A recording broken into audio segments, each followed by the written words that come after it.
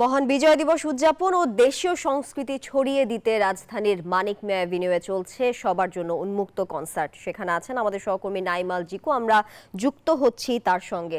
জিকো, concert কি শুরু হয়েছে আর জনসাধারণের উপস্থিতি এই মুহূর্তে কেমন দেখছেন?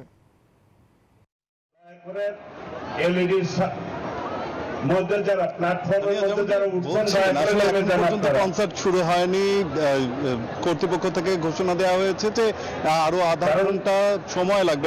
আমাদের বিরতির পরে কিন্তু আসলে এই কনসার্টটি শুরু হবে। যেমনটি জানেন যে বিজয় দিবসে কিন্তু প্রায় বলতে গেলে 2 যুগ পরে এই সবার জন্য কনসার্ট আয়োজিত হতে যাচ্ছে, যার কারণে কিন্তু মানুষের মধ্যে ব্যাপক উৎসাহ উদ্দীপনা রয়েছে। হাজার হাজার মানুষ কিন্তু এরই মধ্যে এই মানিক মিয়া এভিনিউতে এসে জড়ো হয়েছেন, যাদেরকে সামাল দিতে অনেকটা হিমশিম খেতে দেখছি। এখানে যারা নিরাপত্তার দায়িত্বে রয়েছেন তাদের এবং পাশাপাশি যারা ভলেন্টিয়ার দায়িত্ব পালন করছে তারাও কিন্তু হিমশিম খাচ্ছে। এখানে হলো আর্চওয়ে ছিল, সেই আর্চওয়েটাও কিন্তু সরিয়ে ফেলতে বাধ্য হয়েছে। মানুষের এত বেশি চাপ এবং প্রত্যেকটি মানুষকে কিন্তু কর্তৃপক্ষ থেকে বারবারই বোঝানো হচ্ছে যে যাতে সুশৃঙ্খলভাবে এই আয়োজনটাকে সফল করতে যাতে প্রত্যেকটি মানুষ তাদের সহযোগিতা করে, সেজন্য কিন্তু প্রত্যেকটি মানুষের কাছেই হলো কর্তৃপক্ষ অনুরোধ জানিয়েছেন। এবং কিছুক্ষণের মধ্যেই শুরু হবে কনসার্ট। এবং এই কনসার্টটি আসলে প্রায় 2 যুগ পরে আসলে এমন উন্মুক্ত কনসার্ট হওয়ার কারণে কিন্তু মানুষের এত বেশি উৎসাহ উদ্দীপনা।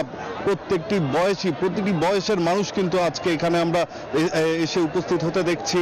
শিশু থেকে শুরু করে বয়স্ক পর্যন্ত প্রতিটি মানুষ কিন্তু আজ এখানে উপস্থিত রয়েছেন এবং তারা আজকের এই বিজয় দিবসে সবার আগে বাংলাদেশের আয়োজিত যে কনসার্ট সেটি আসলে উপভোগ করতে এখানে এসেছেন। এবং যেমনটি দেখছেন যে আসলে এখানে হলো নিরাপত্তার জন্য কিন্তু প্রত্যেকটা জায়গা ভালোভাবে হলো সুইপিং করা হচ্ছে ডগ স্কোয়াডের মাধ্যমে, এবং পাশাপাশি পুলিশও কিন্তু বেশ সতর্ক অবস্থানে রয়েছে। এখনো যেটি দেখছেন যে আমার পেছন দিকেই প্রচুর মানুষ তারা ভেতরে প্রবেশের চেষ্টা করছেন, যদিও এখানে কিছু সংখ্যক কিছু আয়োজন রাখা হয়েছে, কিছু জায়গা রাখা হয়েছে আসলে বিশিষ্ট ব্যক্তিদের জন্য, তাদের নিরাপত্তার জন্যই কিন্তু এই জায়গাটি আসলে তৈরি করা হয়েছে। সেখানে আসলে যেহেতু দীর্ঘদিন পরে হলো এই ধরনের একটি উন্মুক্ত কনসার্ট, যেখানে বড় বড় দেশের সব বড় বড় শিল্পীরা এখানে পারফর্ম করবেন, সেই জায়গাটিতে আসলে তাদের সেই গান আসলে উপভোগ করার জন্য এই বিজয় দিবসে কিন্তু এই হাজার হাজার মানুষ এখানে এসে উপস্থিত হয়েছেন। ধারণা করা হচ্ছে এই বেলা বাড়ার সাথে সাথে এই মানুষের সংখ্যা আসলে হাজার থেকে লাখে গড়াতে পারে। তো এই আয়োজনটিকে আসলে সফল করার জন্যই বারবার কিন্তু কর্তৃপক্ষের পক্ষ থেকে কিন্তু অনুরোধ জানানো হচ্ছে প্রত্যেকটি মানুষ যাতে সুশৃঙ্খলভাবে শান্তভাবে প্রতিটি এই আয়োজনটি সফল করেন এবং এই ধরনের আয়োজন যাতে ভবিষ্যতেও চলমান থাকে এমনটিও কিন্তু দাবি এসেছে জনগণের মধ্য থেকে। কারণ আমরা হলো প্রায় 20 বছর আগে কিন্তু দেখেছি যে এ ধরনের ওপেন কনসার্ট হতো এবং প্রতিটি মানুষ দেশের যেই বরেণ্য শিল্পীরা আছেন তাদের সঙ্গীত উপভোগ করার জন্য সেখানে উপস্থিত হতেন।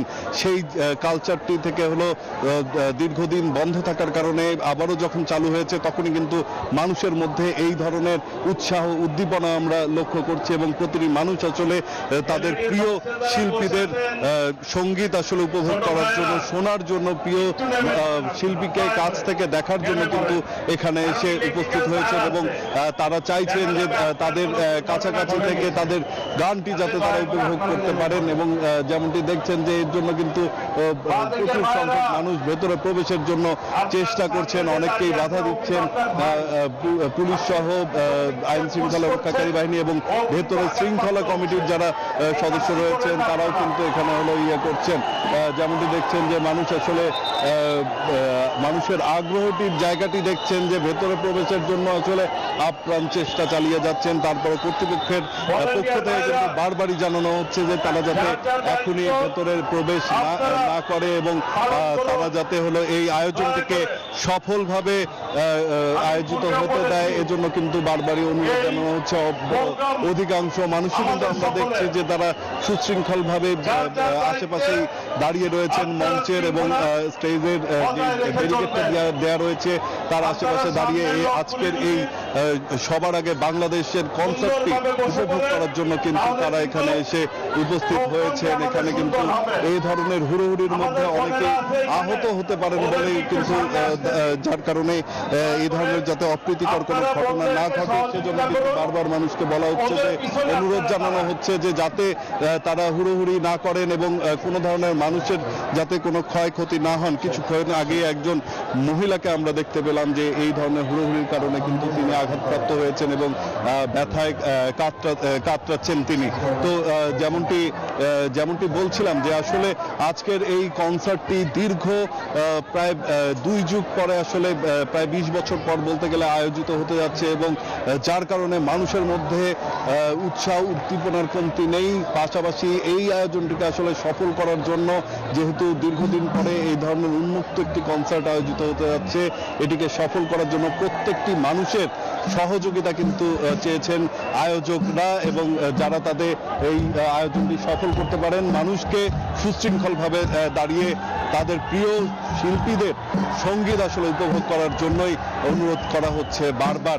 তো কিছুক্ষণের মধ্যেই শুরু হয়ে যাবে কনসার্টটি এবং সরাসরি আমরা তখন কনসার্টে যুক্ত হব এবং জানিয়ে দেব এখানকার সবশেষ তথ্য। জিকো, আপনাকে ধন্যবাদ যুক্ত থাকার জন্য।